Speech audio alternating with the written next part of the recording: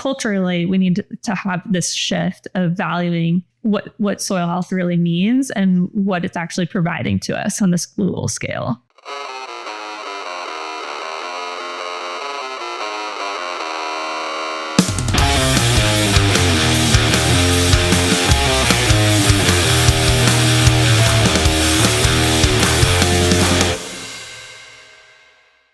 Well, thank you so much, Andie, for coming on and doing this. I really am excited to talk and get dirty with you. As one can, getting their haircut. First things first, let's talk about your hair. Yeah, right. What are we doing? Well, I might need your input because I kept thinking that once this day arrived, I would know what I wanted to do, but I don't. Okay. I've been doing a lot of face framing, but like trying to keep it one layer because I have pretty fine hair. Okay. But I've had like all different hairstyles across my life, like pixie, bobs, and I feel like I could be up for a change. I'm just not sure how significant. Okay. I have a couple photos that I can show you of like cute short bobs that I'd be up for, but I don't know if today is the day. So I'd like your opinion. Okay. So like this one's. Okay. So what do you like? I'm always going to ask you what you like about it, because that's what I need to know, because there's so many photos that when a client shows a hairdresser, they'll be like, oh, I like this, and this. Right. And if I don't know what you are liking about that, I'm not able to deliver whatever it is. It could be, and as this totally happened, I've had a client and she brought in all these photos and none of them were even consistent. Right. Like different hair colors, different hair lengths. Turned out it was something like Vogue magazine. It was the same model with wigs. And I was like, I think you like her. Yeah. She's like, oh shit, I do. And I was like, okay, I can't make you her. Yeah, totally. I can give you one of the 5 haircuts. Like I want that person's face. Yeah, I only do the hair. Sorry.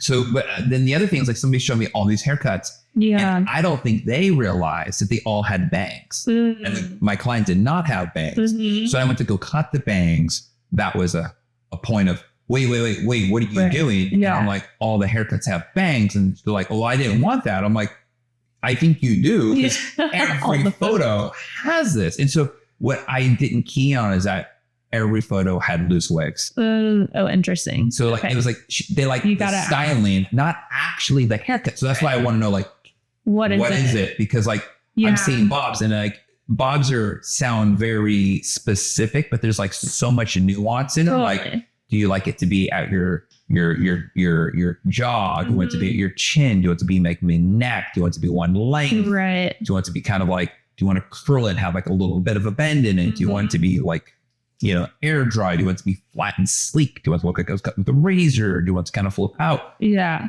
I feel like Bubba Gump talking about shrimp right now. But that is one of the many things. So like when I'm looking at your photos, it's not me critiquing going like second guessing your style. It's me really going, what is it? What is it? Yeah. Okay. Well, I think some of the questions you brought, and I do recognize this is my Pinterest board and I have all different kinds of hairstyles in there. So by the way, folks, I recommend Pinterest boards. Come in with photos. We love the photos. Oh, good. Glad to hear that. Oh, yeah. Okay, so what I specifically like about this shot and this shot is that it looks like it frames the face really well. Okay, it's behind her ears though, so it's not hard. It's hard to like say it frames her face because it's being tucked behind her ear. I guess like by face framing, I mean like the length is like right around the jawline. Yeah, it does work well with her jawline for sure. But here's the thing is I like to air dry and minimal styling. So does my wife. So I'm wondering if short hair, in my experience, because I have such fine straight hair. Yeah. The shorter it gets, the more it requires of me to style. Okay. And so I'm like, is there something in between that I'm not thinking of? I mean, I like this length on, I'm forgetting her name, Natalie Portman. I thought it was Keira Knightley, but those two but I mean, they're like the same person. Yeah, basically. Totally. They really are. Like, that they were in Star Wars together. Right. Yeah. I could play sisters for sure. I'm surprised they don't do a movie like that. Right. Right. Yeah. Okay. So I like that hers looks more naturally styled. Okay, so here we go. I want to say this. So see how it flips out like that? Yeah. That can happen by just letting it air dry behind your ears. So if you were to take your hair and just kind of put it behind your ears, it may flip out. Right. It may not flip out. But if you don't want to have it flip out, I mean, both those images kind of like flare out a little bit, and they're kind of sitting like right around in this area. Right. Okay. Are you okay with that? Yeah, I'm okay. I'm okay for a good chop. And so you let your hair air dry. That's it. Do you brush it back and then just shake your head and let it go? Yeah, I mean, what's going on? Lately, I've been letting it air dry, and then this is it air dried, and to me it still looks a little like frizzy, and so I'll just take like a curling iron or straightener and just like lightly, almost like comb it with a hot tool to kind of smooth. Have you seen that Dyson looks like a flat iron? Have you seen that one? I haven't, because I'm using the same tools from like the 90s that I had growing up. Times have changed. Technology has advanced. I'm sure. I'm assuming you've gotten away from dial-up. We've gone on to Wi-Fi. Right. It also has changed with, I mean, I have a hairdryer that syncs with my phone to Bluetooth for settings. Yeah. Things have changed. Yeah. But there's this really cool Dyson. It's like it looks like a flat iron, but it's a hair dryer that you would compress down. Yeah. And it smooths it out, and so it comes off looking like a flat iron, but it's a hair dryer. Okay. If that's what you go flip it under or flip it out. Right. It's pretty cool. Yeah. Especially since you're not trying to make your hair straight. It does take curling and make it straight, but for you, I think it'd be a lot easier just to grab it and smooth. And so if there's any dampness in your hair, it will be not damp very quickly versus recommending you to you can do that with a blow dryer. Well, if your hair is still damp, when you add that kind of heat, even on low heat, you hear like the snap, crackle, pop. Oh, yeah. And if you don't have a bowl of Rice Krispies nearby, it's bad, because that means your hair's cooking and getting fried from the inside out, not from the outside in. So you don't want that. Right. Because once that happens, there's no way of restoring your hair. Your hair is done. Right. And you just got to cut it off. So it's an expensive tool, but it might be time. I think that's all you would need. Yeah. It would be, you would probably think, oh man, this thing's amazing. Yeah. I'm a minimalist when it comes to my hair. I mean, I don't color. My grays are coming in. Hey, guess I'm what? loving them. I told somebody, because I'm going to date this by clearly talking about it, but since we're near the Christmas season, I told somebody, they're not gray. It's tinsel. It's tinsel. That's how I feel. It reflects light. Yeah, it reflects light. Exactly. Or your sparkles. So little sparklies here and there. Yeah. So I think we did something like right around here. It's really cool. Okay. Are you cool with that? Yeah. Yeah. I think and I'm going to recommend this, is that we don't make it so blunt that you have a little bit of movement. Right. So that way the hair that's coming from the very top of your head is going to be a little shorter. Okay. So it has a little bit of lift. And so that way, if you took like a sea salt spray or something and you just kind of like scrunched it in and just, it have a little bit of that ocean-y vibe. I'm going to be at the beach next week. So what beach are you going to? Going to Cozumel. Awesome. Nice. Cool. Awesome. All right. So your hair's a little damp. I'm going to respray it down, but I'm going to just kind of, let's get you in a cape. And then let's just get ready. Sounds good. Cool. Yeah. Awesome.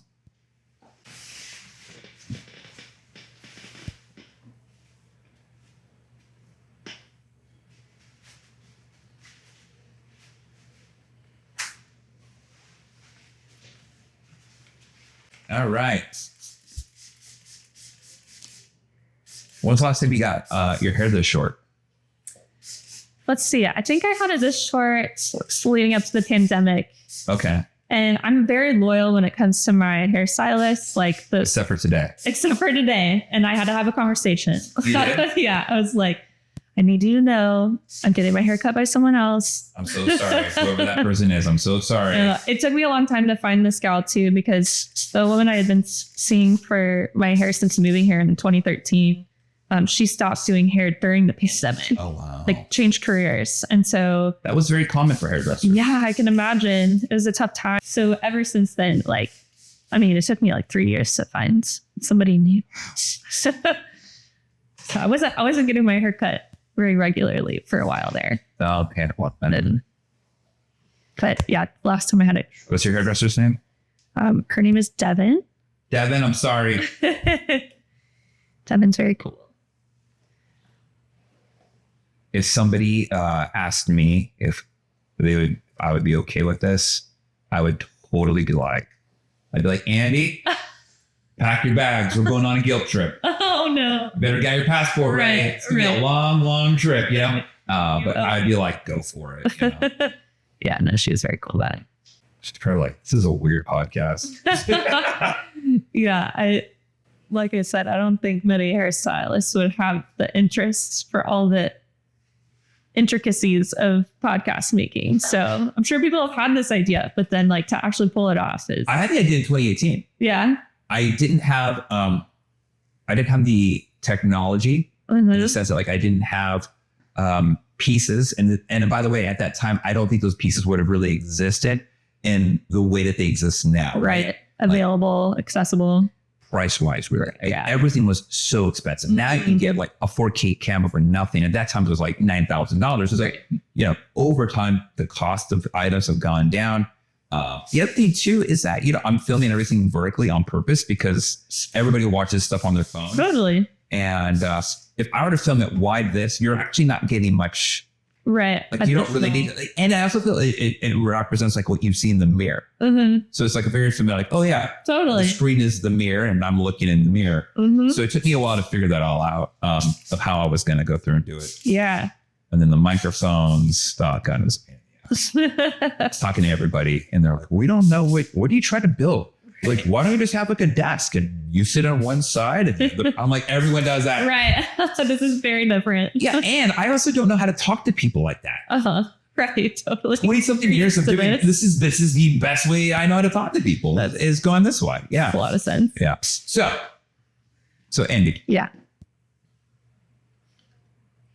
What is it that you do?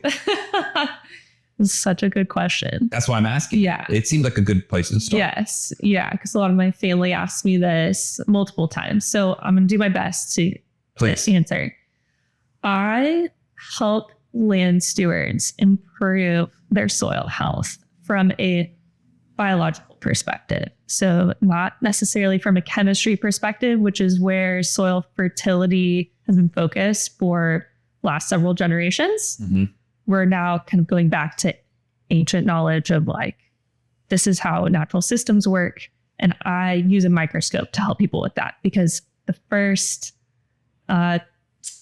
step in improving an ecosystem starts at that microbiome stage. And so that's what I'm evaluating for people. And that's where we start improving the soil health. How important is that for everything? Super important. I mean, think about how important your gut microbiome is or the microbiome on your skin. Like the fact that I can even use that term and people understand it now in a way that, 5-10 years ago, people didn't really know what a microbiome was, but now we know it from like a personal wellness standpoint. It's easier to communicate that like, this is what we're doing, but for land. I don't even know where to begin my first question. All right, I have an idea. Okay, so first things first. How did you get into this? Right. I mean, it seems like you're playing around dirt. It's a dirty job. It sounds like something Micro would want to do. Uh-huh. You should reach out to Micro. Be like, come on. Let's do this. Let's do this. You were all about dirty jobs. There's nothing more dirtier than work. Yeah. Dirt.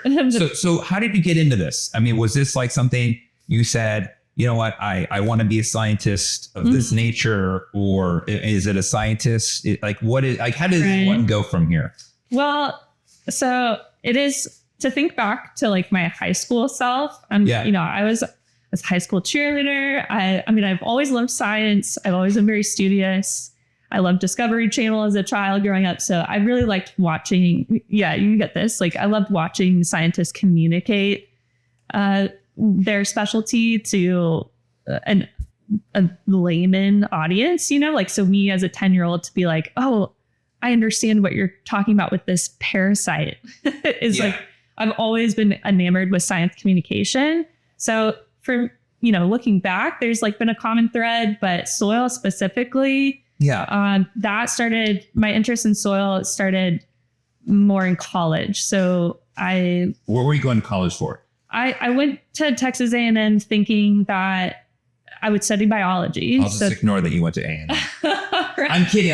I just know so many UT people here. Right. And I like orange and I like red. And I was like, well, what's your favorite color? Orange. And I'm like, I like red. I go, but I can't get on board with this. This just says, I never give people thumbs up. Yeah, the good Like I grew up listening to heavy metal. So this is like, right. Sure. This is like so natural. Like rock on. Yeah. Like, I'm teasing. No, I know. It's a whole thing. Living in Austin as an Aggie is like a whole thing. That should be a podcast in itself. Right. Yeah. Like I live in Austin and I'm an Aggie. Right. It sounds like a support group. My husband's a Texas Tech Raider. So we're, a split household and neither one of us went to UT, which is where we live, is Austin. So yeah, but I went to A&M, so it's an agricultural school, but it's a very conventional agriculture school. Like big ag. Big ag. They're not going to talk about like Joel Salatin. No. Okay. No. I only know about that because of Ryan. Right. Yeah.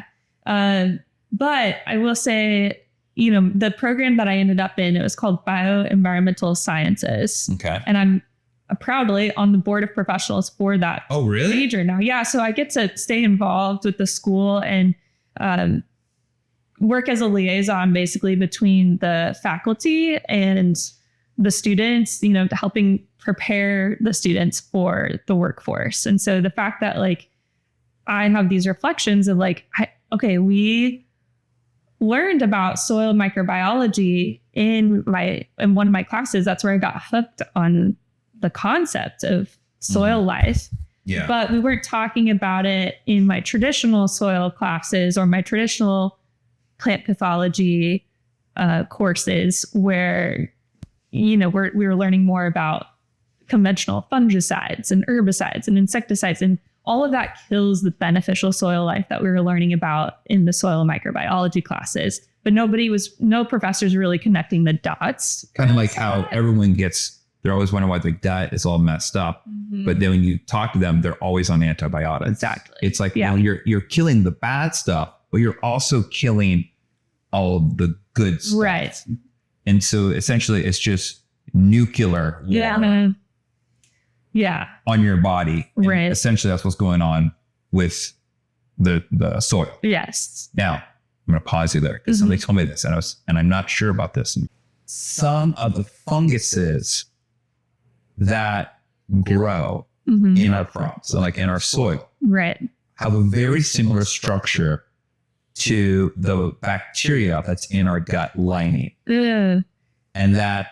Some people feel, and I don't know about this. This is why I'm asking. Yeah. That some of the pesticides that are used on crops, when people say I can't eat certain foods because it's actually that their body is reacting to the pesticides that may still be involved in their food. Totally. And they're not completely out of it. And so their bodies are actually their gut because this fungus that this pesticide was trying to kill is very similar, or like a cousin more or less, to the bacteria we have in our body, that our body is really reacting to the pesticide, not so much to like the food. Right.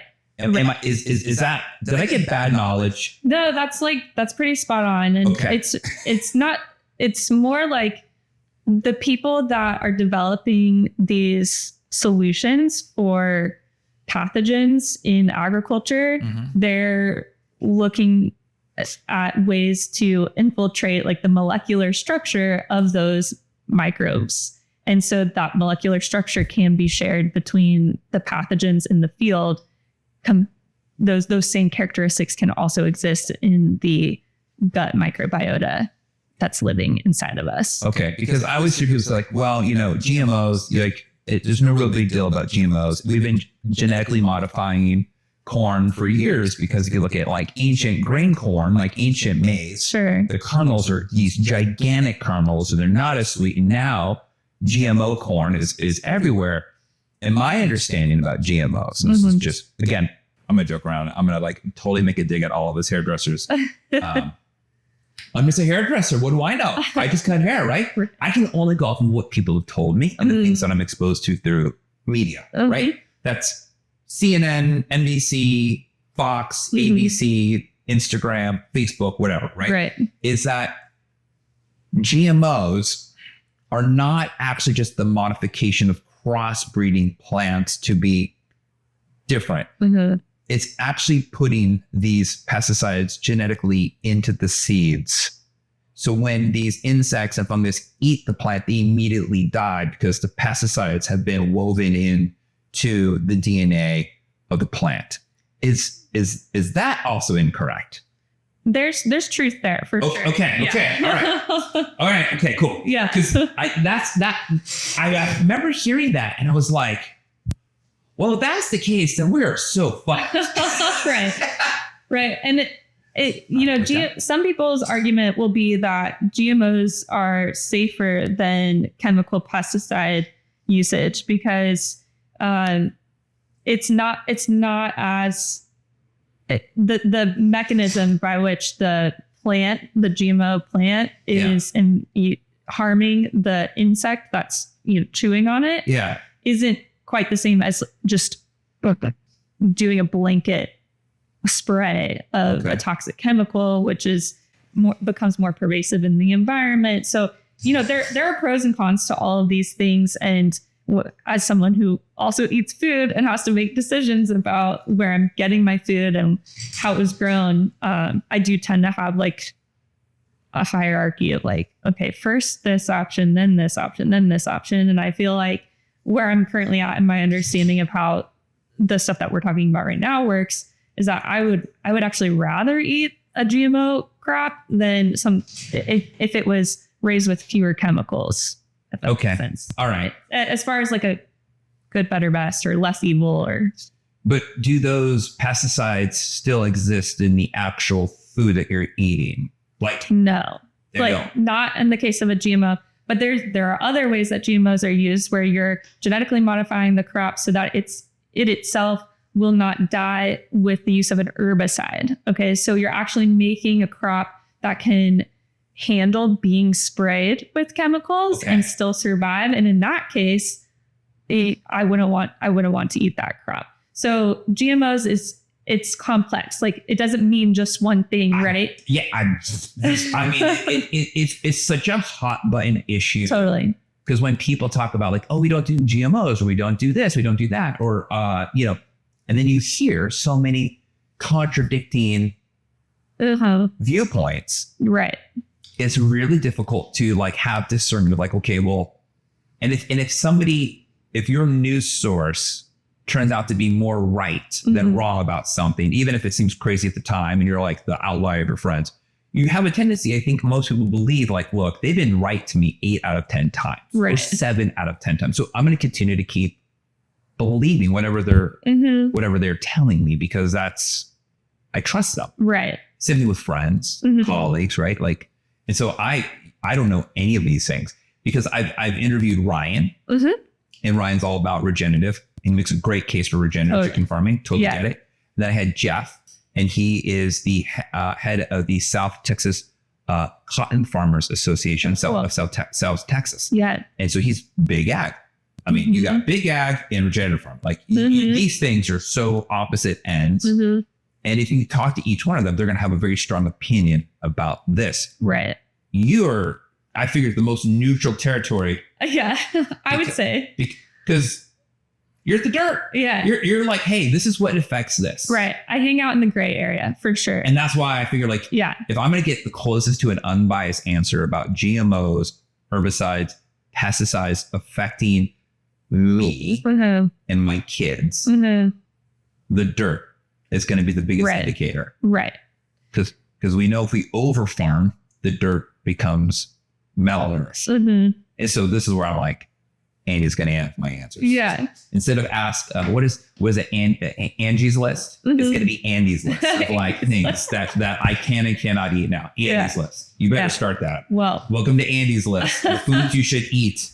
Yeah. I mean, I will have my own biases, of course, but I do hang out in the gray area because I have to work with people that are on the spectrum, people that are really gung ho and about regenerative methods and very anti-chemical usage, which I totally get. And then people that are trying to get off of that stuff and farm differently than what the conventional methods have been. Yeah. And then people that are in this middle transition area. So, it's, I mean, I know you're gonna have your own biases, but like, I'm imagining that's from your work. Right. It's not like you form these opinions, you're presented with something different and you're still sticking to your opinion. You're like, oh, right. Like I had this idea.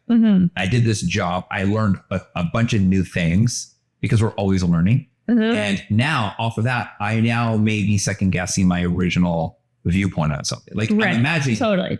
And that to me is like changing your opinion when presented with information is totally fine. Yeah. I think I and probably millions of other Americans and people around the world get frustrated with people where they like present with the information and they go, I'm still going to go with it. Right. I'm still going to stick to what I had. Like, oh, right. The emerging data is saying different. Well, and here's the problem too with agriculture is like we're not growing our own food. So you can't even find all the information you need about your food choices at the grocery store to even make that decision with confidence. So, when it comes to GMOs, if you have a no GMO policy, I totally get that because you're kind of erring on the side of better safe than sorry. And then even though like one GMO crop might have very different GMO standards. Yeah, different standards or intentions or purpose, than a different GMO crop. Like I totally get just being like, well, I'm not going to futz around with that, Yeah. And there's also like, like I travel, so I can't have my diet everywhere I go. Right, exactly. So like I'm going to eat out at restaurants. Yeah. Well, yeah, we really don't actually eat out at restaurants. We only really eat out at like one or two restaurants here in Austin. One of them is, it's Picnic. Oh, sure. Yeah. Yeah. I like Picnic. Mostly paleo, right? Thanks. Yeah. I mean, I guess you can say we're kind of paleo.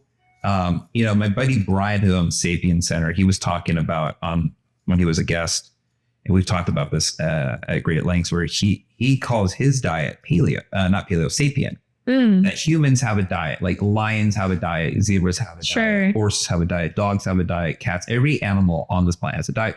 And then they go, well, we are omnivores.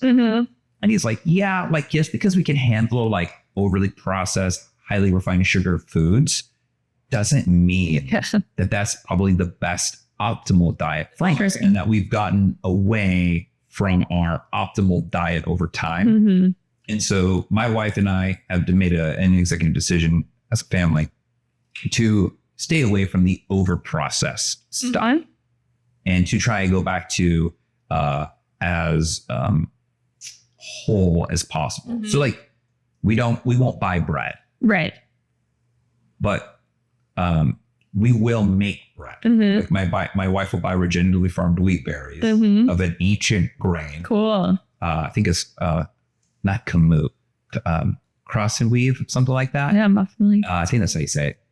And then we will mill the flour. So we're not just buying flour; we will mill the flour because there is a window where the nutrients become non-viable. I think after they start depleting after like 2 or 3 hours after being milled. So just imagine what you're buying at the grocery store. Right. So like we've done a lot of research. We've made some changes, and it's like if we're going on a road trip, like we're going to have to make those exceptions. But like that's also like a small blip of a lifetime of eating a different way. Exactly. Right.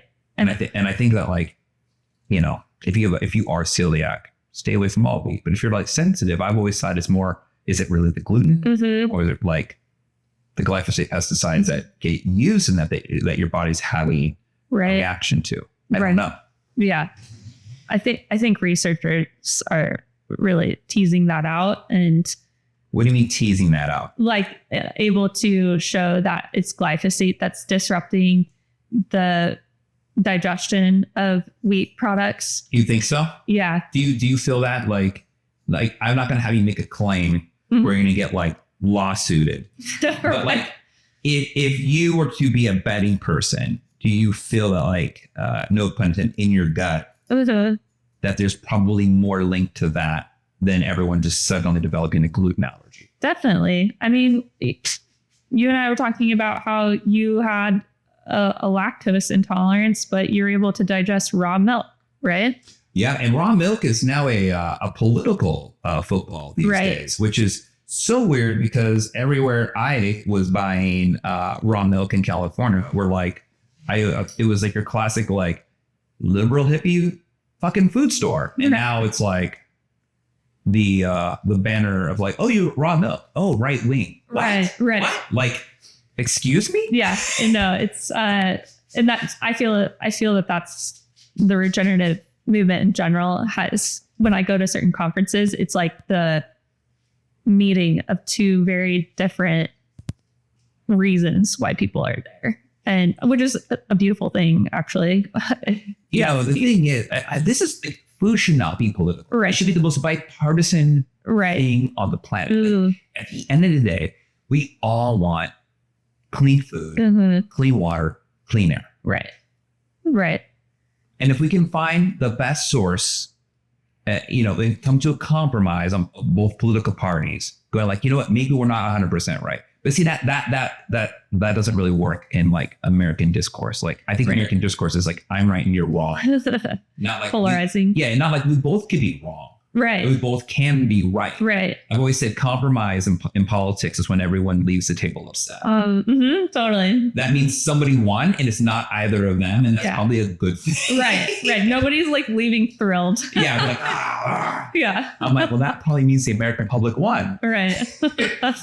How's that, Lynn? I love it. Cool. Yeah. I'm feeling good about the choices we made.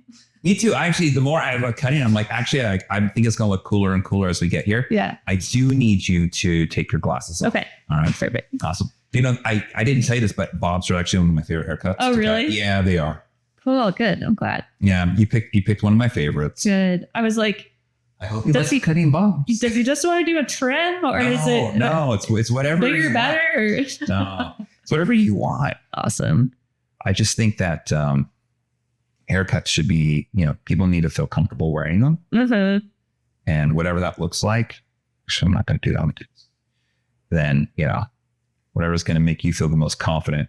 Somebody asked me like, what's in style? I'm like, confidence. Right. Confidence. I say that all the time and people think I'm like being a smart ass, but I'm like, no, it's like true. Confidence is always in. Mm-hmm. And I don't care if the style is out. It's like, if you feel good walking down the street wearing whatever clothes, hair, makeup, that is what matters. That's great advice. Yeah. This is what I think like younger people always go like, oh, look how cute that older couple is. And like, they're not like dressed to like today's standards or whatever. It's because like they're walking going like, I'm the shit. Right. Like, yeah, you were shit in 1968 and you're still cool now, or whatever. Yeah. That's the image I have of myself getting older. It's like, just, doing my own thing. Me too. Awesome. Okay. So you got into this because you had a class in college. I had a class in college that focused on soil microbiology. And you were going to school for agriculture. So really my program was very interdisciplinary. It was in the ag and life sciences college. Yes. But most of my peers graduated and went into environmental consulting firms, which is a really like corporate job. They uphold EPA standards for various typically like development type projects. Okay. So I deviated from that kind of early on because I was trying to find an internship as part of my degree program. Mm-hmm. And I was becoming very demoralized with applying to these environmental firms. Why? They wouldn't get back to you. It was really competitive. I imagine it's really competitive. Yeah. They're also huge firms. I mean, they employ thousands of people. And so you just kind of felt like really small and like a small fish in a big sea. And so one day when I was fed up with that process, I picked up the phone and I called this small business I had seen at a farmer's market, because I used to work in the summertime for a family friend who owned a bakery, and I would sell bread at the local farmer's market back in the Dallas area. And I had seen this neighboring booth that was called Texas Worm Ranch. And so they made vermicompost using red wiggler worms. And I just remembered them this one day when I was demoralized with the whole internship finding process. So I called them and I was like, hey, would you like an internship? Or would you like an intern this summer? And they were thrilled. So I went and did that. And that's where I got hooked on composting and making food, because we actually established a couple community gardens in the Dallas areas. And it was very like food desert kind of spaces, like industrial districts where we were growing food. And that was the first time I really had that gardening experience. And so from then on, I was looking for job opportunities in small farming. And that's what brought me to Austin, was working on a startup farm that was aquaponics based, which ironically doesn't have soil, but I eventually made my way to soil. I was talking to somebody about what you were doing to a client, and they said, oh, I read about the microbiome of dirt and how, funny enough, and this is the article they said. And so I have not researched it. Again, I'm just relaying things. I'm playing the game of telephone. Is that the marijuana pot farmers are like the most obsessed with they love it. They love it. Yeah. They're like leading the path of like discovering what's going on with the soil, are pot farmers. And I was like, wow, are we going to be saved by pot? Like, if only we could legalize it everywhere, we would be so much farther ahead with soil. Soil. Yeah. That's so true. There's a lot of truth there. Before starting this business of my own, I was working for a company that we largely supported the cannabis industry. We sold cannabis. Sorry. Yeah, cannabis, not pot. Right. And that's what I found is a lot of them, not all of them, many of them still do very conventional methods, very hydroponic based. So they're just using fertilizers, pesticides and herbicides, or not really herbicides, but definitely pesticides and stuff in like greenhouses and indoor farming and stuff. But some of them there's this whole niche of cannabis growers that are very into quote unquote living soil. And I thought that was the funniest term the first time I heard it. I was like, well, of course, soil's living, but they call it living soil. And those are the nerds. Those are the soil nerds, or a lot of these cannabis growers for sure. Okay. So you've used two terms that I don't know the difference of. At one point, I probably did in high school. Pesticide and herbicide. Sure. What's the difference? So one is intended to kill typically insect pests. Okay. And one is used to kill weeds. Okay. What is what? So the herbicide kills weeds. And the pesticide kills insects. Okay. So the best way to describe, for me to remember this, is the HERB, herbs. We don't say the H, herbs, in English. That would be plant. Like, here's my herbs, like my thyme, my rosemary, those are the plants. But then it says in the past, PEST would be anything that's not a plant. Right. Got it. And I'm only trying to make that distinction because, like, I have heard you say this and I hadn't had to think about it. So I was like, aren't they all bad? Right.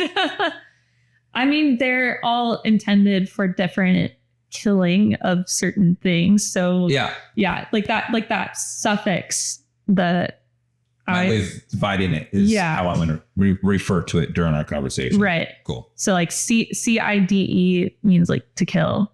Right. So all of those are intended to kill something. And they're engineered that way. And so and to be clear, these are tools, according to me, and many people that are even working in regenerative spaces. Yeah. You can use a pesticide and still be a regenerative farmer. What? The difference is how you're using that. Very intentionally, not these crazy applications. You're not just going to do it preemptively. Like, to be clear, regenerative farming, I feel like it's just very context dependent, and you're very intentional with your decision making. So that means that there is room to use tilling if you need to use tilling. Is tilling considered a form of pesticide? It's technically it's considered a method of herbicide, really, because it kills weeds as you till. Yeah. ironically, it also creates the conditions for more weeds to grow. So again, like you just have to be really thoughtful about these things. So if I want better grass, no more tilling? Right. You mean better grasses than like weed or grass, like turf grass? Turf. Great. Because I feel like weeds pop up all the time. In our grass. I'm like, we kill these son of a Yeah. I'm like, they keep popping up. And I was like, well, we got to aerate the ground. I'm like, do we? Do we need to do this? And then talking to Ryan, he's like, leave the weeds. Right. And I'm like, I can't. My HOA will yell at me. Yeah, same. So yeah, I mean, when I started this business, I didn't know who would come asking for these services, but very quickly, like one of the first people I started working with is a turf grass manager. Oh, cool. And so that's been really interesting. And he now has some of the best soils that I get to look at. And it's like, if somebody with a monoculture of sports turf can improve the soil health to this degree, any of us can do it, you know? And he doesn't use herbicides anymore. So yeah. I want to shift gears real quick to something that I've told you earlier. I was going to ask you a question. Right. I wasn't going to ask you until I put you on the spot. Right. You ready? I'm ready. Okay. This is me thinking bored on a plane about questions. Here we go. Forever chemicals. The movie Dark Water about the whole DuPont, right? And 3M. And, you know, obviously they're lucky to get cancer, and they were in the water, in the soil, they were in everything. We're in the people, right? Mm-hmm. Here's my thought. Here's my question. And then I was thinking about like, well, that's awful, right? And they say forever. And I was talking to somebody about this, about forever chemicals. And I was like, you know, I wonder who has a better chance of getting a healthier soil? Somebody who grew up near a plant like in the movie Dark Waters, where there's these forever chemicals from the Teflon factory, right? Or Chernobyl.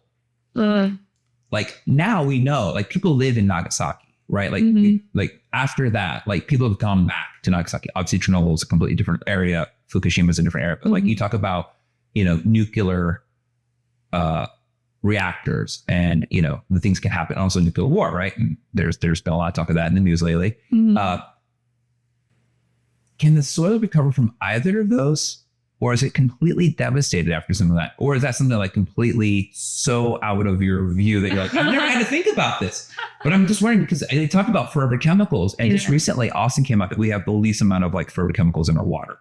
Oh, really? Yeah. Compared to like the rest of America, we are like one of the best of not having these things in our water. Wow. That's what the headline said. I don't remember the metrics. I didn't read an article about the metrics that they used to describe that, like compared to like what New York, the town that Dark Water was based off of. I don't know, but forever chemicals are talking about the microplastics that are being found in like the umbilical cords of babies now, right? Like all of this shit. Yeah. Do those things stay forever in the soil? If you ask me, I think soil has the ability to remediate itself over time and, you know, reach a place of restoration from almost any disturbance. I mean, it's been doing that for millennia. So an asteroid hits Earth, you know, like there's a lot of radiation. Yeah. There's going to be, now this is happening on a geological time scale, which is something to be extremely aware of, given the length of our lives as humans. Like we're exposing ourselves to a lot of hazardous waste just, you know, by using materials that don't break down readily within our lifetimes. Right. Yeah. But soil is so multifaceted. I mean, it's one of the Earth's methods of dealing with a lot of that kind of stuff. And so, but there are things that we can do to facilitate the process of remediation. So I'm just curious about that. Like I was thinking about this because I was, like I said, there was all this stuff I was reading about, like forever came up in the news and on, you know, the algorithms, as much as I hate them, sometimes they do give you things that you're like, oh, you might like this. Right. And it was something about forever chemicals. about the dark water thing. They're relating it to a whole other thing with forever chemicals. It made me think. I was like, oh yeah, I remember watching that movie. I'm like, I'm gonna have Andie on. Chef's Candy. I actually wrote on this recently in relation to biosolids. What are biosolids? They're basically the byproduct of wastewater treatment. So all of the stuff that goes down drains, whether it's our homes or commercial sites or industrial sites, ends up at the water treatment facility plant. Yeah. And they remove those solids over time, and eventually they have to do something with it. Right. So it ends up being a really concentrated, it can be a place where there's a lot of concentrated forever chemicals in the final product. And unfortunately, a lot of those biosolids are being used on farmland. Why? Because they used to dump it in the ocean back in like the 80s. That's not good. Right. And so we're no longer doing that, which is good. It's like bringing the issue closer to our doorstep. But now we're spreading it across land that's growing food. And there are many cases where it's contaminated livestock. And these farmers are told that they can't sell their livestock.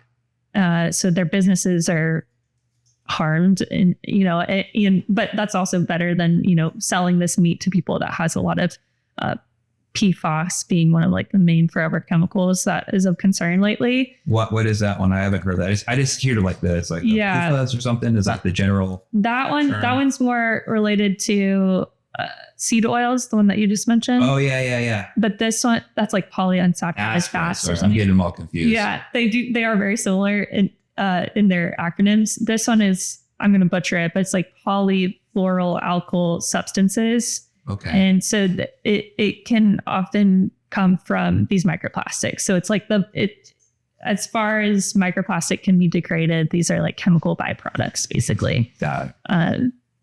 And so, there's a lot of research going on with PFAS lately. I write on some of this stuff. I'm by no means an expert. It's, Do you have like a Substack for this stuff? I do. Yeah. That's awesome. What's your Substack? It's called Soil is Sexy.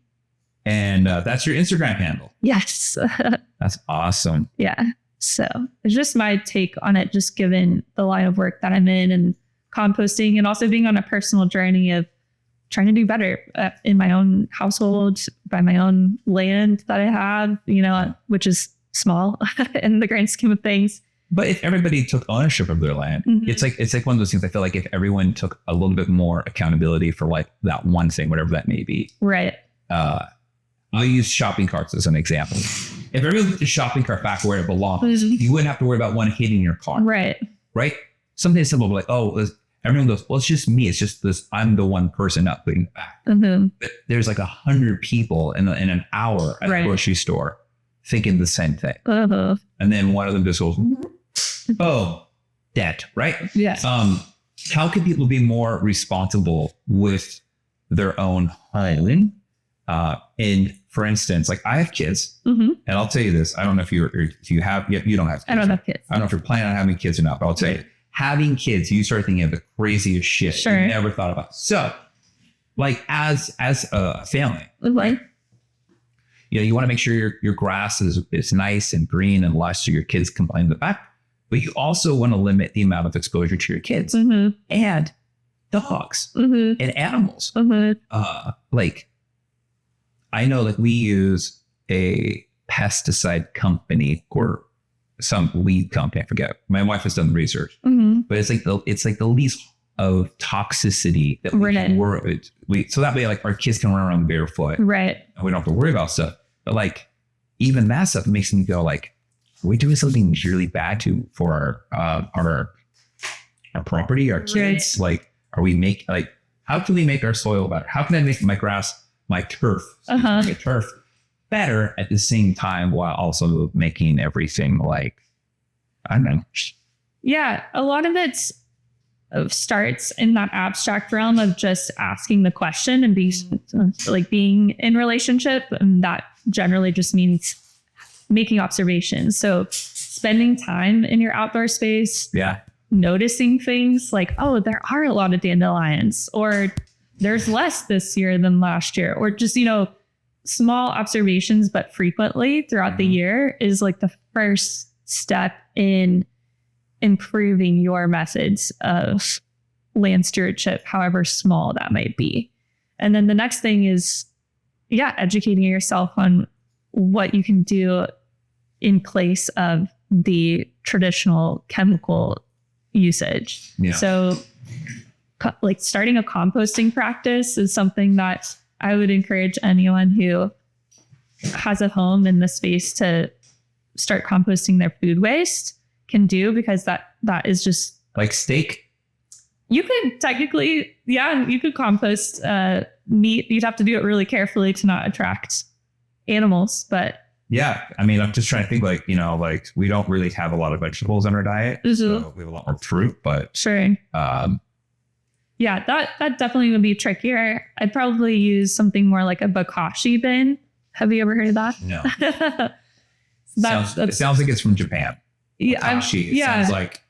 I don't know the origins, but bokashi is in reference to this container that uses a fermentation method. So it's unique in that it's contained. You sprinkle a little bran over it to inoculate the food scraps so that they'll break down and ferment in a reasonable amount of time. But those bins can handle meat products and dairy in a way that it would be a little bit harder for a typical, residential situation to handle. But yeah, I mean, everything will break down, if given the right care. So starting a composting practice is another way to just be in relationship with what it means to eat, consume goods, to consume food, and then deal with the waste, and then return that to the land that you live on. Okay. It's a source, of fertility, rather than a lot of this turf grass requires nutrients, right? Where like a lot of our native plants can sustain themselves with very little or to no inputs. So that's another consideration, is if you can kind of move towards more native grasses, it's going to look different. What's a native grass here in Austin? There's a mix by Lady Bird Johnson Wildflower Center that contains like all native grasses. And so the first one I'm thinking of is I think it's called buffalo grass. There's grama grass. So, and the mix that they made is intentionally supposed to be shorter than like your typical prairie grasses, which can be really. What about like Bermuda? Bermuda is not. But why is it that everywhere we go here in Austin, it's like Bermuda? Why? It's easy. It's easy from a builder perspective. So it does, like, if you look at how they scrape the earth during excavation, and then if they didn't lay down sod, they will have erosion happen really quickly with this type of storms we get. Oh yeah. So the sod is like the easiest thing for them to do to prevent erosion. They could be seeding that landscape with native seed. Yeah. But that is going to take longer to germinate. And in the meantime, you still might experience erosion. So again, as someone who kind of lives in the gray area and holds space for, it's serving a purpose. The sod is serving a purpose. So like during the summer, we're not supposed to water as much. Right. And water sustainability isn't something just, to Texas. It's in California. It's in Arizona. It's basically the whole Southwest until you get to in the West, until you get to about like Northern California where it changes. The question, because of the water sustainability, right? Would that grass that you're talking about that Lady Bird Johnson Center has, would that be a better grass that would stay greener and look fresh longer during the summer months? Or does it die just as quickly with the heat? Because I mean, out here, that sun is brutal. I mean, it burns. Right. So there's definitely going to be like an establishment phase where you're going to supplement watering. Yeah. But you will not have to water that turf grass like you do Bermuda to keep it looking nice. I also challenge people to say, like, we need to have different expectations of what a beautiful landscape looks like in a typical residential neighborhood, right? Yeah. That this bright, vibrant, lush green grass probably shouldn't be the epitome of the perfect lawn. Yeah. So what should our perfect lawn look like? diverse for one thing, like more diversity, different shades of green. Okay. All right. Different sizes of vegetation, different types of vegetation. So a mix of plants and grasses. Okay. I'm just wondering, like, if I could make a good case with our HOA. Right. Say, like, look, could you add this grass to our list of approved grasses? Mm-hmm. Because it's just more sustainable for right. water. And it would also be meeting the needs of what our lawns are, quote unquote, supposed to look like. Mm-hmm. So, like, it's working on two fronts because, mm-hmm. You people will complain in the Facebook group, like, oh, can you believe our HOA? I got to find this, but like, I'm not allowed to water. Mm-hmm. And I'm in direct sunlight. Like, where their house is situated, they're getting the morning light. Yeah. So their yard in the front is just destroyed, right? Right. And then they're getting hit on the back end on the sunset, and their lawn is just getting destroyed. So they're like, I have brown grass that's dead in the front and the back. But they're giving me a fine that, like, I need to, like, water my grass. Right.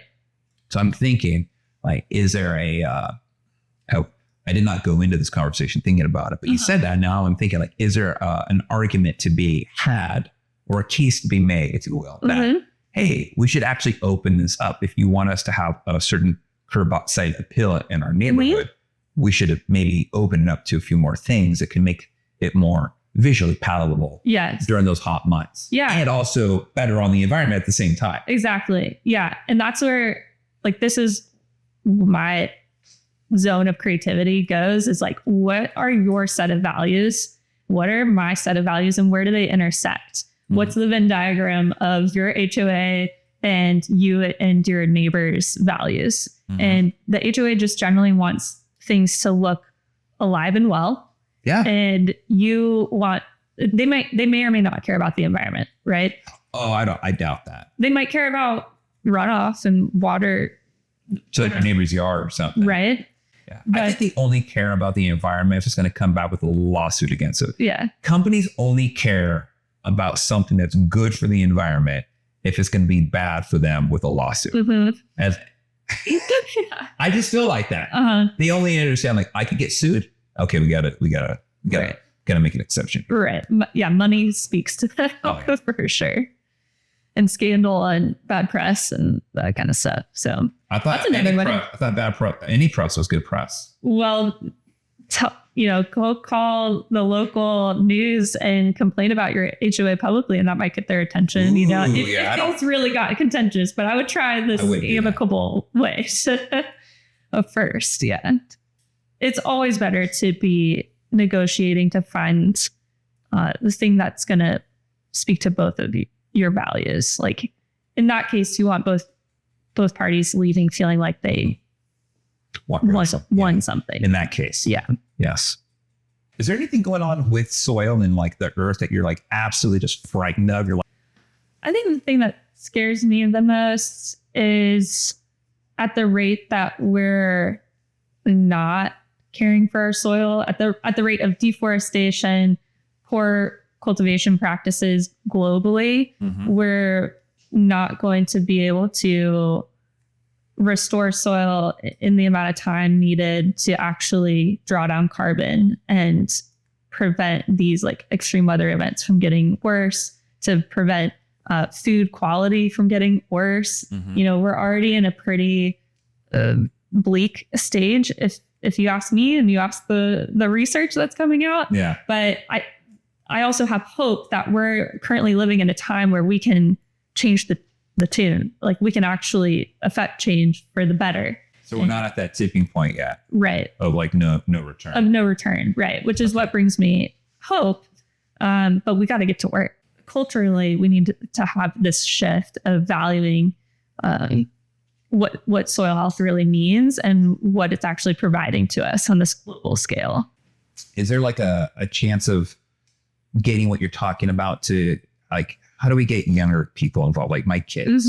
Like, my kids are, like, obsessed with, like, things that they want to do that are healthy. That's like, cool. They're all about that. Like, you're doing something right. They're like, oh, we can't, like, we'll go to, like, a birthday party or something, and our kids won't even ask for, like, the cake. Nice. Yeah. But, like, that has dyes in it, or it can't have it. Wow. Yeah. And then we'll come home. Then I'll give them, like, our homemade ice cream, which has, like, 3 ingredients. Right. Just cream, honey, and then raw cacao powder. And they're like, excited. It's really good. Yeah.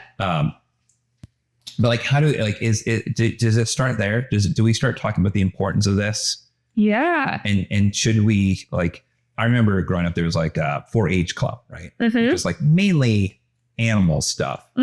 Like I know at my kids' school they have a like a little garden, vegetable garden growing. And I don't know if they have composting. Like, are these things that we should start maybe incorporating? Like, instead of like teaching kids that like the path of everything is like book work, get your degree, work your entire life to pay off your debt, versus saying like, look, there's other things out there. Like, and talking to Jeff and talking to Ryan, it's like, I feel personally that nobody's interested in actually providing food. And we're going to have all these people who want to be in the business of buying and selling the inputs and components for agriculture, but nobody actually wants to do the dirty work. Right. And that's why, like, when I'll listen to like somebody like Mike Rowe talk about the trades and how trades are just not as, they're coming back. But they're like not coming back at the point like we actually have like a sustainable amount of people doing those things. Right. Yeah. I mean, I think if I could go back, I'd probably consider trade school more seriously. Yeah. And I would love to see like a composting program be included in a trade school, because we need to be making better compost than we're currently making. I think a lot of the things that you're doing are changing your culture at home, like within your family. And that's like a great place to start, because that's one area that you have like the most influence over, right? Is how you talk about food around the house. How you model decision-making related to your health and lifestyle. So I think that's like hugely important for kids. And if they're not being exposed to that at home, then it'd be great if they had some exposure to that in school programs. So incorporating the gardening aspect into school programs is something that I do feel like is catching on.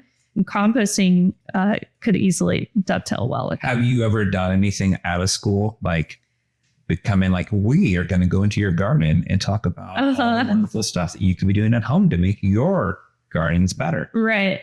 I've done a little bit with schools. It's not been a huge priority for me just in this phase of my business, but it's definitely something that I know I'll be working on throughout my career, is with young people. And I do a lot of like community related education. So, but they're mostly been adult related community events where they'll come out and we'll build a compost pile together, and we'll talk about the principles of regenerating soil and restoring soil in suburban contexts. That's awesome. Yeah. But and so some kids come out to that stuff, but I think if they're at school, it's pretty easy to incorporate some kind of gardening program so they can get their hands dirty. And just most kids love being in nature, whether it's like going on a hike or going to a river or splashing around in some mud. Like, I love that stuff. And they love being barefoot too. Right. They like putting their feet and doing this with their toes and stuff. Yeah. Is there, looking at this one.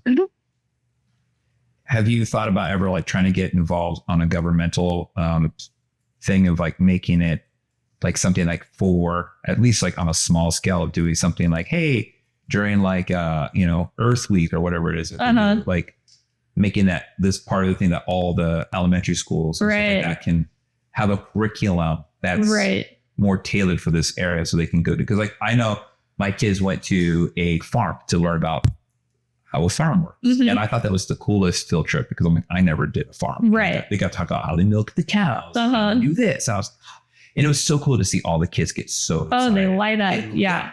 And they love compost. They love seeing the bugs moving through compost. So yeah, I have a friend, Cass, in the LA area that hosts a lot of kids' field trips to their community gardens, and she'll show them the compost, and they all just like have different reactions to all the bugs and stuff. Even if they're grossed out, they're still like, it's so memorable, and like I imagine it'll be a pretty formative experience. Oh yeah, absolutely. So to answer your question, most of my focus from a political standpoint related to this work, I've been trying to figure out how the conservation services work. So NRCS in our state, but we also have conservation districts in the state of Texas that I think we could be doing a lot better. Yeah, we could be doing a lot more to support the people who are farming here, finding better resources and community to make some of these changes that will improve their soil health and ultimately their profitability. So I've been more focused on that, but who knows, maybe by the time my husband and I have kids, we'll be more involved and focused on the next generation. I'll tell you, having kids is like the craziest thing because you don't think of things and then you start thinking of things because you have to. You're like, oh, well, what about that? Right. Yeah, definitely. Oh, how's everything? Can you see without your eyeballs? Yeah, I can see well enough the shape coming in. Yeah, I love it. Thanks for this. All right, let's put your eyeballs on. So this is literally, I just been working. It's just been drying naturally. Mm-hmm. So we haven't even styled it. Yeah, this is kind of a good example of like, hey, you run out of the shower, your hair's there. See, it's not as flat. Right.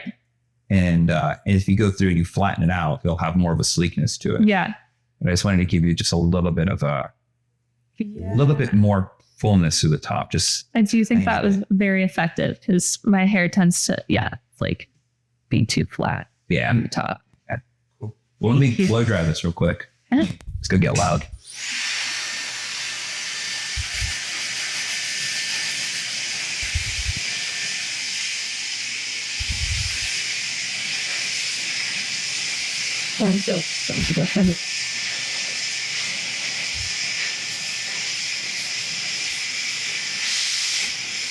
You mind taking your goggles off? The eyeballs.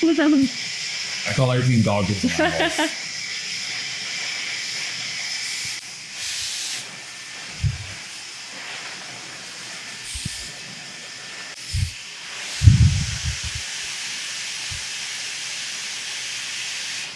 I was looking at your page and I saw that you did something on PBS. Oh, yeah. And I was like, what? She's on PBS? Oh, my gosh. I'm sure. Oh, I know, right? And then I noticed that my friend Spencer follows you. My friend, he's a chef at Shore.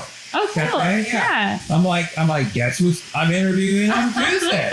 And he's like, rad. Like, and this is like my friend for like, since like we both grew up in California together. Oh, really? And then I took a hard dive into hair as he took into being a chef. Yeah. Right? And he was the guitar player in my metal band. Oh, wow. So we've known each other. I met him when I was like, I think I just turned 18. I'll be 43. So we've known each other for a long time.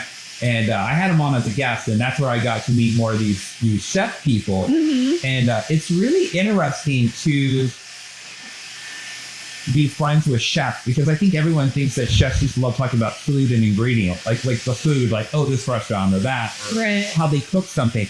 But man, can I tell you, the more I talk to chefs and people who are cooking, they're massively fascinated with the methods of creating vegetables, fruit, right, and meat. Totally. Yeah. Like they are like, it is, I've never met people who are so knowledgeable about the farming practices. Right. And like how they grow things. It's not surprising, right? Like now that like, once you bring it up, you know, of course they would probably understand it. But like, I think, as you said earlier, the layman, right? Like the average population probably isn't thinking that a chef is really that concerned or knowing about it. Because, right. You know, we're talking about earlier with raw milk being this hot button issue. Like, oh, you shouldn't eat whey. People will die. Like, people die from eating spinach with salmonella and E. coli, right? Like that argument doesn't do much to sway me from drinking raw milk. But I've talked to so many chefs who don't, quote, actively have a lifestyle that's devoted to health or nutrition. Sure. And they will all say, they've all said this about raw milk. They're like, oh, it's the best milk. And they're like, have you ever had cheeses made from single surge brand milk? Right. And I was talking to somebody, he worked on that show, Chef's Table. One of the chefs, like they had like one cow and they would only make the milk sourced from that one cow. And then they took that milk and made a cheese. And so it was all the same style of cheeses, but each of the cheese had a different flavor based on what that cow ate. Interesting. Yeah. I was like, I would never think about, like, you have single malt scotch. I go, yeah, imagine single malt milk. Mm-hmm. It's just one cow, one cheese from that one cow, not from all of the cows, just the one cow. And you get like, oh, they only eaten that side of the pasture where it was more of this. And then it's like, those are the things that like made me start getting more into like wanting to know more about stuff like soil, like how does soil, because you hear about this all the time in with my clients that have vineyards in California, the terroir. Right? Exactly. And then I found that was a very similar thing when it came to the tequila. Is that the different regions and different valleys in Mexico where they produce this agave, you have different flavor profiles. Yeah, cannabis too is really into this. Yeah.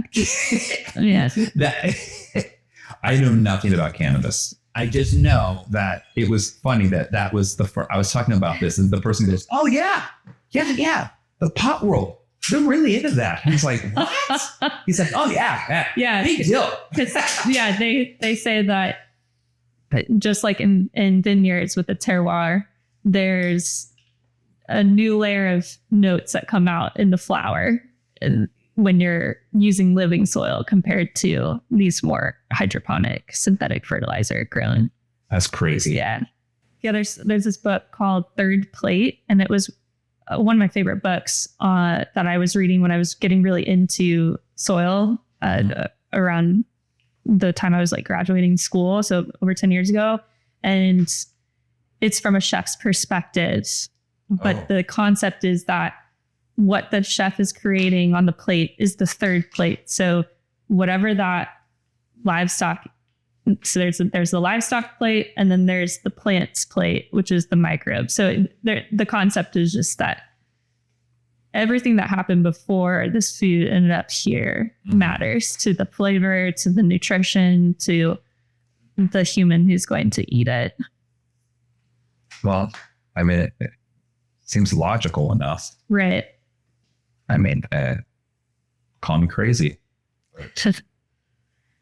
Yeah, it's all linked. This, and you might be interested in this organization called the Bionutrient Institute by Dan Kittredge. They've been doing a lot of research to prove out some of these theories, but also discover new patterns of. First of all, what is healthy soil is like one of the big questions that they're trying to answer, and how is it related to nutrient density in the food that is generated from those soils? So comparing the nutrient density of beets, for instance, that were raised in soil that had very low amounts of biodiversity below ground compared to a beet that was raised in a more regenerative system that had a lot of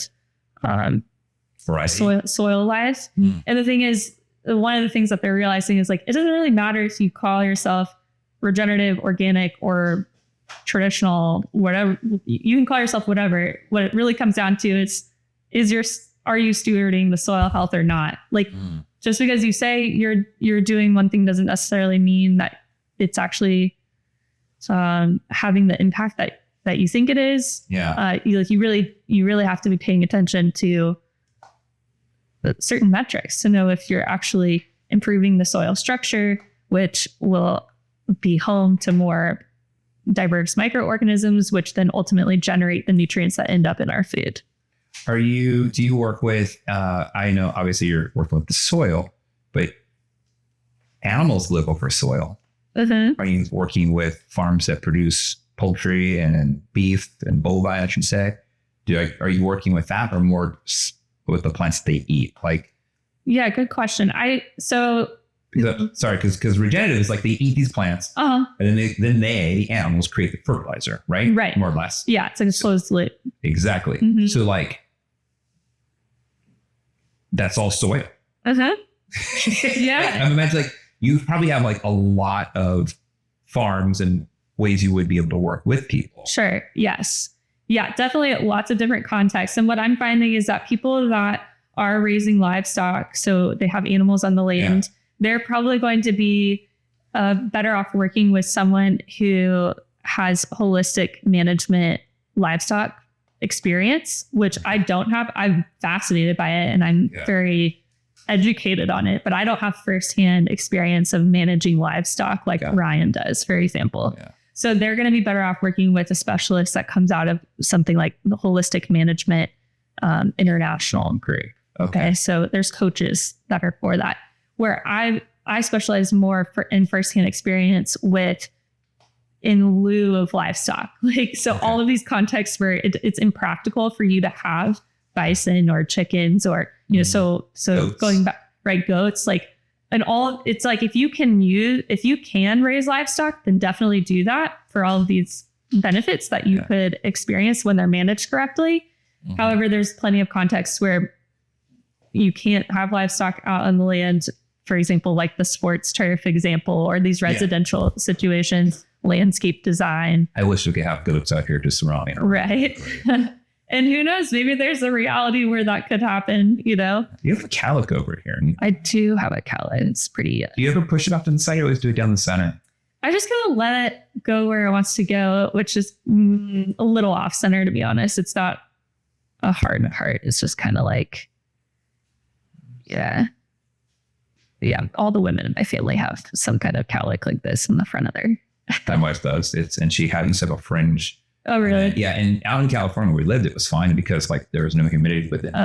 Here, like I was like, I think your cowlick. She goes, it did. I'm like, I don't know. Then she went out to Utah for something and it was much drier, so we cut her fringe. She's like, yeah, I think it's the weather here. Like, I can see that. Really messed up her fringe. Yeah, I had bangs like for much of my life, and then once I went without them, I was like, I don't have to like train my hair as much. So I just kind of let it do whatever it wants. Yeah. And it's not even like so much even training your hair. It's just like, did I get my hair blow dried fast enough in that area? Oh, I didn't have a chance to like dry the other way. I'm just kicking this out a little bit by using the leftover heat. So it's not even on. Yeah. I'm just bending it slightly. To flare it out with it. Yeah. Just, I don't want to like go crazy, like look like a character like Dr. Seuss, like or something. But I just wanted to have like a slight little push. Yeah. I actually like how this looks like here. Yeah, I've never styled it that way. I was looking at it, I'm like, man, this looks really nice. It's kind of like, well, you like the one part behind the ear. And I was like, okay, well, like this is kind of like that. And then just get a little bit of volume up here. I'm going to spray a little product in. Is that okay? Yeah, shoot it.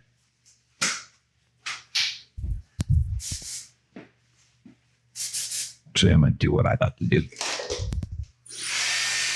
Take the dryer and you use cold air. Okay. And you shake your dry texture spray. I'm using one bacteriology. And then you blow this in to the hair. And then the airflow from the dryer moves it around. So that way you're not just getting the top, you're getting the underneath. So like, this is like a move that we'll do like in editorials, like magazine stuff, where it's like, see how loose and wild their hair is? I'm like, this is what they're doing. They're not using their hand really they're like to apply it. Yeah, because air moves ways that my fingers don't, you know?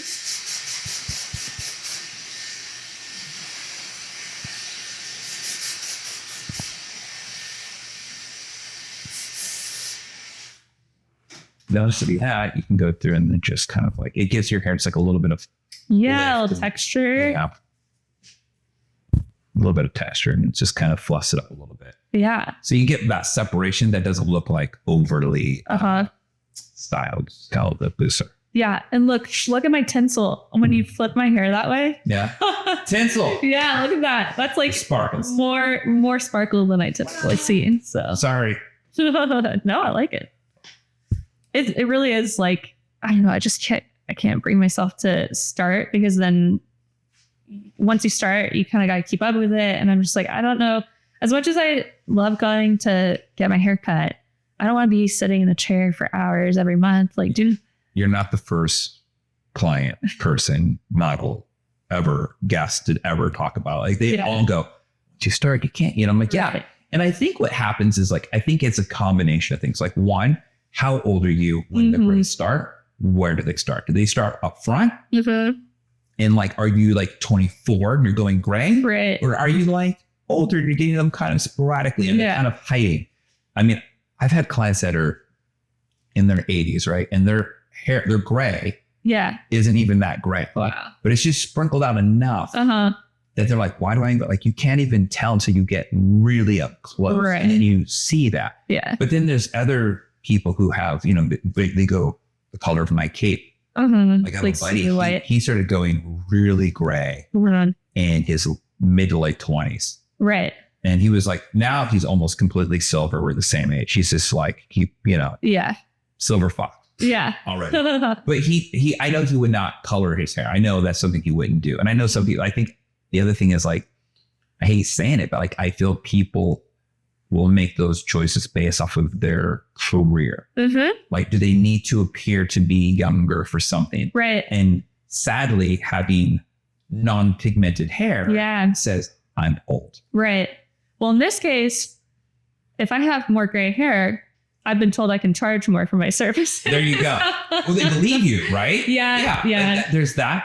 I also think too, if you go gray young enough and you let it happen, no one really knows how old you are. Right. Because they're like, okay, well, their skin looks really young. And then you're just in this, then you're like in this age of non-aging. They go, we know they're younger than their hair looks. Right. But they have to be old enough. Like, I had a couple of guy clients and they were always worried. They worked in like wealth management. They were always worried that they went gray too fast. They liked that they went gray early enough because they were able to get clients to manage their money and, you know. Yeah, people take you more seriously when they think you're older. Yeah. But then they went too gray. And then they're like, okay, like I'm this silver white and I'm like not even, you know, 45. And then they were like, should I go through and color my hair? I'm like, no, like your skin looks good. Like, now you're just now they don't know how old you're, but you're old enough. Yeah. That they can trust you with managing your money. Right. That's the age you need to be trustworthy. Trustworthy. Yeah. That's the age. Yeah. Yeah. That's what I'm working on here. So yeah. I'm 34 and I saw my first gray hair when I was 26. Oh. And it sprang up right. And I had bangs at the time and it just was like sticking out. That happens. That definitely does happen. Yeah. Well, Andie, is there anything you want to tell me more about soil that we didn't cover? Is there anything? Gosh. I mean, probably. There's so much, but you know, I talk about this stuff all the time. And so I hope that if people are interested, they'll just... Do you have a YouTube channel? I don't have YouTube. I've thought about doing some videos, just like educational here and there this coming year, and that would be under Soil is Sexy. And my business is Rhizos. So I kind of keep like the really professional, like kind of business to business information on Rhizos. And then Soil is Sexy is more for small farmers, but also lay people just, you know, looking to be part of this. How'd you come up with that name? It just came to me. And this was like back in 2017, 2018 is when I first started creating content. And then since I've read a book called Grounded that I love. And the woman who wrote that book, Erin McMorrow, has like a whole chapter called Soil is Sexy. And I'm like, it's catchy. It's an alliteration. Like who doesn't love it? I mostly, it also captured what I was hoping to do through the communication is like, I had a lot of soil classes that felt like a total snooze fest. And this is like the opposite. Like the moment you can spark on someone for something that they can't see, it's like, but it's below their feet and affects their daily life. Like, that's what I was hoping to. It just seems like the reason I was fascinated by it and why I wanted to come on, like, I don't know if I don't think I said this really enough, is that soil and dirt, right? It's so part of everything. Right. It's, if you don't see it, it's built on it. Right? Yeah. Like our food comes from it. Every part of our food comes from it. Right. Even like what comes off of the dirt that goes into the waterways is part of it. Like it's such a connected part of us, right? Definitely. And then tell me about the PBS thing. Oh, sure. So there's a program that's renowned. It's called Central Texas Gardeners. So great resource for anyone, but they started following me on Instagram and eventually invited me on. I've been on twice this year. That's awesome. Talk about the soil food web as a concept and then composting most recently. That's cool. Yeah. Well, thank you so much. Soil is Sexy. Soil is Sexy. No underscores. The Wix sounds. Yeah. No weird spellings. No weird spellings. Instagram and Substack. And people want to reach out to you, they can reach out to you on there. Cool. For sure. Awesome. Thank you for. You want to put your eyeballs on so you can see when it's all done? That's right. Oh, yeah. Yeah, this is a look. This is, I'm into it. You're into it? Yeah. Cool. Thank you so much. All right. Well, thank you so much for your time. Just Later.